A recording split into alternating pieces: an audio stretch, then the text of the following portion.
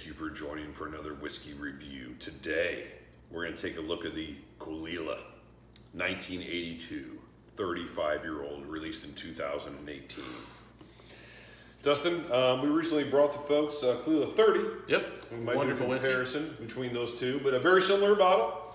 That one had a few more bottles than this one did. This one, I think, topped out at 3,276 bottles. So I was able to pick up two of these beauties. This is bottle 1207, 58.1%. You heard that right, 58.1 after almost 4 decades in wood. Wow. Yeah. Wow. That is a high ABV, my friend. So we're gonna open up this Caol Ila 35. Caol Ila 35, an age statement I don't often bring. They don't have a ton of whiskeys in this 35-year-old age statement. Beautiful, beautiful bottles. Has a nice skiff they used to, on the bottle itself, that they used to use to get it over to the mainland. And as a follow-up to the 1983 30-year-old from 2014, this is the 1982 35-year-old from 2018. Look forward to getting into it. That Caol Ila 30 was almost a perfect peated whiskey. Not the best peated whiskey, but almost a perfect peated whiskey as far as the structure. And I'm expecting better here, Dustin. Yeah, well, as we always talk about, Mike, when we get into these Caol Ilas, they're a distillery that really, they don't make mistakes. You get everything done right. Now, that may mean at times you lose some of the craft elements, but you definitely never miss out on just you never find flaws. Yes. Ever. So I like to use a basketball and football analogy, draft analogy when I talk about Caol Ila. And what I will say about Caol Ila is it's very high floor. Yeah. See, there's only so bad a Caol Ila is going to be. Now, I even the best Caol Ilas I don't feel that are up to the excellent Ardbegs or Lagavulins. So it doesn't have as high of a ceiling, but it has a very high floor where you know you're getting at least a very, very quality offering. Even the independent bottlings of Caol Ila. Yeah. Like Gordon MacPhail's and whatnot. My main knock on them was just always 43% ABV, the 25, the 18, the 12, all 43% ABV. But these recent specialty Diageo special release bottles have been cask strength, and they've been high cask strength. Yeah, and I mean, I've been falling absolutely positively in love with the unpeated stuff. I can't wait for them to put out more unpeated. Oh, yeah. Yeah, but this one here, again, natural color, unchill filtered, been in oak at least 35 years. It's incredible. 58.1% ABV. Dustin. And you know what I don't smell on the nose, Mike? I don't smell a lot of oak. No. I mean, you guys got smoke. You know what I actually get that's interesting on this one, Mike? I get white grape. Yes. Yeah. You know, white grapes. I was going to say, it reminded me something of a Balvenie 21. Balvenie 21, I said, is white peach. You're right. This is almost like white wine. Yeah. White wine type of notes. Chardonnay or something. But again, also you get a little bit of that briny coastal element.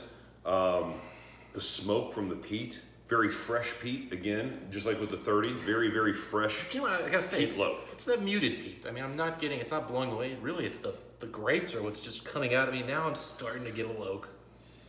You know, this is very reminiscent of the 30. There's so many parts to it, and nothing stands out. No, the 30 kind of the lemon stood out a little bit more. I don't know if one particular thing is jumping out at me. I mean, again, I know what you mean about that white grape or that white wine note. Well, again, balance. Again, it's the staple of Caol Ila and that's why they're used in so many blends. It's why John Glazier at Compass Box loves to use it. It's why so many people love Caol Ila. So valuable. Because it's a well done, well crafted peated whiskey every time, and this is no exception. This isn't leaving the distillery's characteristic of just being clean, crisp, easy drinking, quality peat. There's so much going on with this nose. I'm getting a floral note to this. There's some type of flower going on in this. Yeah, I'm starting to get a little bit of some of the breadiness to it. There's doughy characteristic, light peach. No, there's peach, there's white grape. I get just a hint of like a nail polish remover, but like in a really nice way. Like it's kind of an element that's telling me it's got some age. It's way back there, and it's just, I had to pull it out, you know, like I had to say, what's that older oak note I'm getting? And then I said, no, that's not oak. That's got a hint of nail polish remover. It's incredibly vibrant for 35 years old. The level of smoke on this from the peat and its vibrancy at 35 years old is shocking. Yeah, I mean, this would be like, you know, roasted pork, but they've put like honey and caramel and pineapple, and they've over the top sweetened to the point where you're not even smelling the meat almost. You're right. There's pineapple in this. Oh, yeah, there really is. It's so sweet. Yeah, and I don't know if it's honey or if it's sugar or what it is, but I mean, the sweet level here is high. The fruit level here is very high. There's something I do every once in a while to a vanilla shake. I don't often, in summertime, sometimes I treat myself to ice cream, but just I kind of save it for the summer months. But if you get like a Wendy's vanilla frosty. I've never had that. And if you add pure honey to it, that's something that I do. The honey kind of like sinks down, so you kind of got to get to it fast. It's not quite ice cream, vanilla ice cream, but it's like vanilla icing with that honey mixed into it. Giving it a density. I'm completely getting you right now, Mike. That's crazy. And then the lemon's there too. Not as strong as it was on the 30, but man, it follows up. So again, I get that vanilla icing border on vanilla ice cream note. Then it goes into the honey. Then it goes into that lemon and that loaf, and that smoke is still there. And the brine is there. Oh, I just got a whole different candied vanilla that just came out of nowhere. You know, the main thing with this is I wouldn't guess Isla on the nose. I would think this is some kind of lightly peated Highland or something where somebody's gone and put some beautiful, sweet, well-aged whiskey and they use some peat in it. You know, I was never a fan of standard Caol Ilas at all. You know, the 12, the 25, I mean, 18, any of them. I mean, I like the 18 unpeated. I wasn't a big fan of the 15 unpeated. I have liked some of the Gordon and MacPhail ones, but I think the difference is ABV. Now, I know the 18 unpeated is a high ABV, but usually the 25 and the 12, they're 43%, right? Well, again, those are Diageo special releases. Correct. And they're very similar to the Gordon and MacPhail ones I've had that were younger. They're just, when you have Caol Ila at cask strength, it's a different animal. Yeah. Completely different animal. And again, I think it goes back to there's such a clean distillery that when it's 43%, it just doesn't have enough oomph.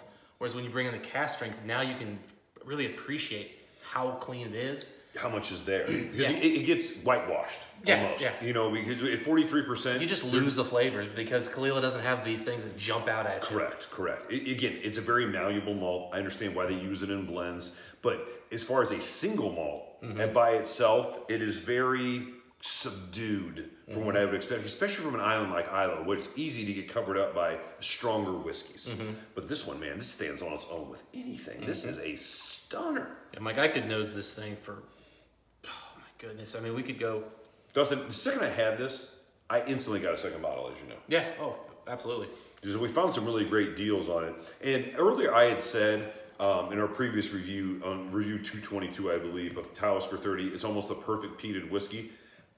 I'm going to say it again. This is the perfect peated whiskey because it dials down the lemon. It adds in all those other elements, the honey, the vanilla, sugary, either ice cream or icing sweetness. And it tones down that lemon, but the lemon's still there and the smoke's there. Everything is just in perfect balance. Yeah. What are you picking up on the palate? All right, Mike. Subtlety went out the window here. The peat comes roaring in here. The oak is here. It's biting. It's spicy, but not extremely spicy. It's everything you think of from an Isla. Anybody telling you that old peated whiskey loses the peat? This is way, way peatier than a 12-year. This is the peatiest Caol Ila I've ever tasted. Yep. But again, lemon. Oh, there's a huge lemon on the end. Oh, I mean, that lemon is beautiful. It's right there. It's that fresh peat note. I'm still tasting the lemon, actually, when I just... It's stinging the sides of the tongue, and that sting is lemon. I mean, I understand the alcohol is driving that sting to some degree, but there's no alcohol taste in this. 58.1%. I understand the sting, you think alcohol, but it's not an alcohol taste. The flavors from the cask have completely taken over. It is bold, Mike. I mean, you know... Oh, you'll remember this whiskey. Oh, yeah. And I gotta say, there's a darkness to it. And I don't know if it's like a chocolate or if it's the oak, but this is darker than the 30-year. And we'll get into like a review when we go head to head. Maybe we'll come compare. back We got to compare these two for sure. But there's just a darkness to this. I mean, again, it's got the fruity elements. It's got the peat, but but there's just like a darker, richer element here that's very obvious. All of the Along fruit, with the yeah, lemon. all the fruit is darker on the palate, except the lemon still being there. Everything just gets darker. Everything got turned up. Yeah, it's intense on the palate. Wow. But 35 years in oak has completely eliminated any alcohol, and that huge burst is just all fruit and oak and lemon and a small twinge of spice. But then, now that I've had it, now that the finish has been going on for 20 seconds or so, now that sweetness is coming. Yeah, the lemon really comes in at the end there. You weren't even alive in 1982. I was not. This was bottled. This was distilled before I was born. This was before the Bears ever won a Super Bowl. They've only won one. Yeah. I saw it, so I know it happened. Michael Jordan was still playing in North Carolina. You're right, yeah. Yeah. That's right, 83, 84, yeah. Yeah. Yeah, so he was out of 5. Yeah, I think it was his freshman year in North Carolina. Jeez, that's incredible. I was 6. Incredible. Michael Jordan still playing college ball. Still wearing Carolina blue. Carolina blue is a baby blue for those of you who are in the States. It's a great color. I knew people that grew up North Carolina basketball fans, and they never even cared about North Carolina. They were the best colors in college basketball back then. Excellent, excellent colors. You know, I think another school has a pretty nice blue, but you know, a little dark. Just mine. A little dark. That baby blue just goes with everything.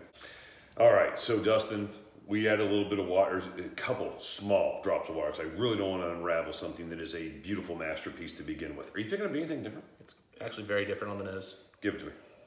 Now I'm getting a darker grape. It's actually kind of brought everything kind of together.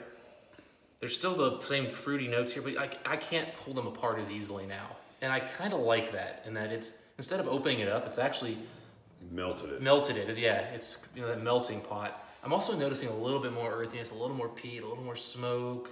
So it definitely gives me a little bit more of a coastal. I'll tell you what, this is the best Caol Ila I've ever had. And after the 30, that's saying something, but man, they dominated. Yeah, we've had both of those on the same day. We didn't do them side by side. We've had them the same day, and this one just jumped out of the glass as just a much bolder whiskey. Higher ABV? Yeah. 5 years older, 3% higher in ABV. Just a better version of a very similar whiskey. Man, even with water, this thing is just magic on the palate, magic. So where are you as far as a whiskey score on this one? Gosh, I have not even started to think about where to go here. I called the 30-year-old a 93. I called Lagavulin 24, the 1991 and 94. And I'm calling this one a 94 out of 100. This is as good of a whiskey as I have reviewed on the channel. I would probably prefer the Lagavulin 24 1991 over this. But that's probably the only whiskey. I don't remember what I gave that Lagavulin, but I think I am 94, Mike. This is an excellent, excellent stunner of a whiskey. Yeah, I mean, I came in assuming 93 was the baseline to start with on this one. 1993 for sure. I've had it before. I knew it was a hitter. It is. It took what the 30 already gave us and built upon it. Yeah, and it takes the water so wonderfully that, like, you know, we talked about this with other whiskeys. It's like you get two different whiskeys. I mean, it changes it enough to where it's like having a different experience, and that's amazing. Yeah, especially at 35 years. Yeah. At 58.1. I mean, it's impressive age. It's impressive ABV. And the taste and the nose is just as impressive. This thing was probably a 94, 95 on the nose. And the palate was probably about 94. The finish is probably the weakest part of it. I still say the finish is a 92. I'm a little different. The smoke stays with you? I like the palate more than the nose. They're interchangeable. One's a 94, one's a 95. Yeah. Sure. No, this thing is just, every transition, everything it does here is amazing. Yeah, almost the perfect. I know I said that about the 30, but this is almost the perfect peated whiskey. So anyway, both at 94. Yep. Out of 100. Excellent whiskey. If you can find it, lucky you. There's just barely over 3,200 bottles of this ever made. I was looking to pick up 2, so you're down 2. So you're already at a disadvantage. But excellent whiskey. If you can get your hands on it, I would definitely recommend it. Dustin, until next time, what do we wish the folks? Happy drinking. See you then.